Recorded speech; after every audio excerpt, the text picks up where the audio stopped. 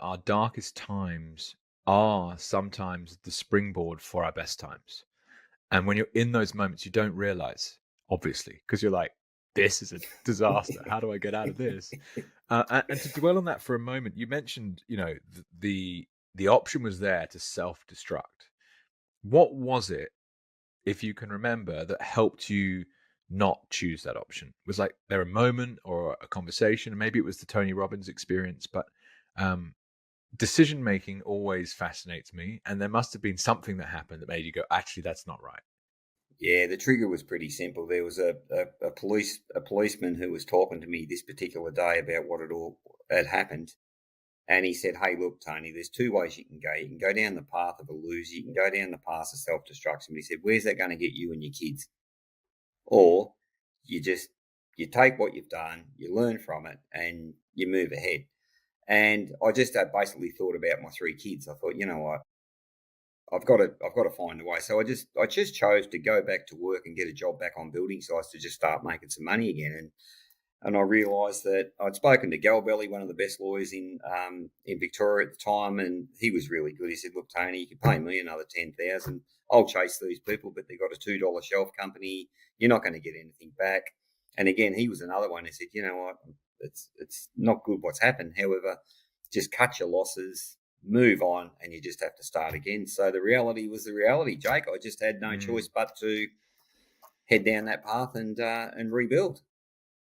And so that Tony Robbins seminar that you went to, so this was maybe 3 or 4 years after making the decision to go back into construction work, and you stumbled across it, or a friend told you about it. Like, how did you end up there? Well, it was interesting because I was right into sport as a kid, and all I wanted to do was play sport and play AFL league footy. And I came across a guy called Terry McClendon who was doing NLP, and I did a sports performance NLP course with Terry McClendon and a guy called Jeffrey Hodges. And from there, I wanted to go out and teach sports people how to run their mind and mindsets to be, good, high Oh, quality cool. elite athletes, right? So then that led me to a book that one of the people in the class said, "Oh, you should check this Tony Robbins guy out and read this book." And I think it was called The Power Within. And so I read the book, and then next, of course, I've come across his seminar. So I've been on a journey of personal development and stuff like that ever since. And I still do stuff today that, Mm. improve your mindset and get you thinking better and, plan and map out your life. And it's crazy, isn't it, that those, well, like everything, you learn with experience. And so school, in some ways, is just a complete waste of time. And in particular, when you come across things such as what you're referencing, it's like, how on earth was this information not given to me before? But that's when I almost get a bit spiritual about things, in terms of information reveals itself at important times, and you just weren't ready to receive it, perhaps. And that's what the journey is all about. So we're in the 90s still. Today we're Mm, 2025. We've got a mm. whole nother 20 odd years to get through. So to stick to maybe the investing track, when was the first time you're like, oh, okay, I've got some capital saved up now. I'm not going to go into a franchise where I, can't see what the franchisor is actually doing. Mm. What was the process that you went through?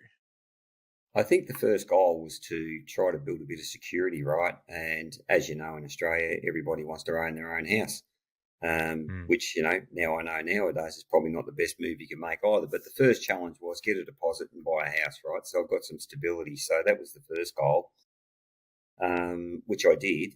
And then over that period, and the personal journey came along, I read a book called The Psychology of Winning by Dennis Waitley, and it was about positive self motivation, self awareness, goal setting, all this type of stuff. And Mm. again, I'm looking at going, why didn't someone teach me this? So I started going into high schools in Geelong and the western suburbs of Melbourne, teaching Oh, personal wow. development stuff to year 10, year 11 kids, right?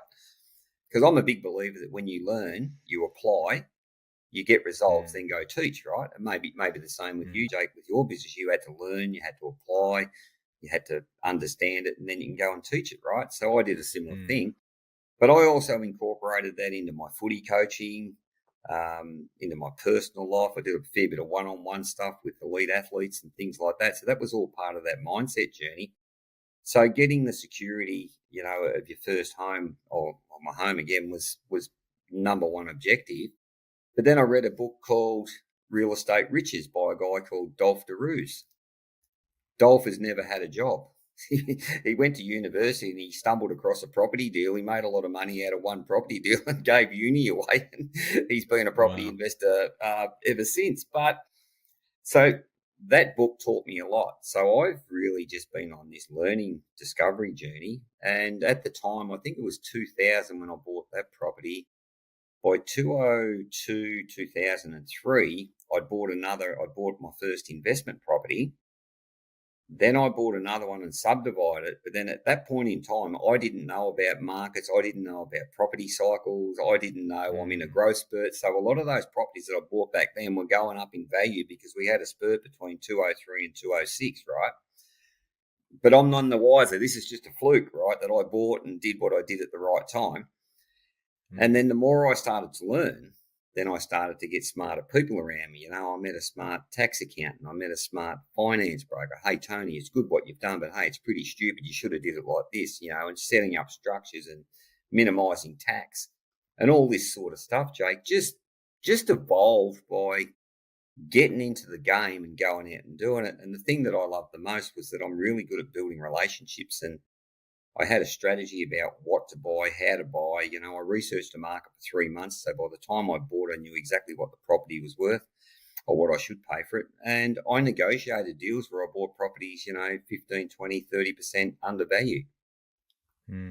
Right. Nice. But I didn't know about creating equity. I didn't know how equity worked. I didn't know how you pull loans. I just learned the first 5 or so years just being in the street, going out and doing it, taking a few risks. And I love that. It's so key. Like so what's the phrase that I love? Action leads to clarity. Yes. So it's only through the doing that you figure out what it is you want to do. And you fuck up. Like being the point. It's like, you've got to take some risk, because if you don't, then you'll never learn what the wrong thing to do is, which is just as important as what the right thing is.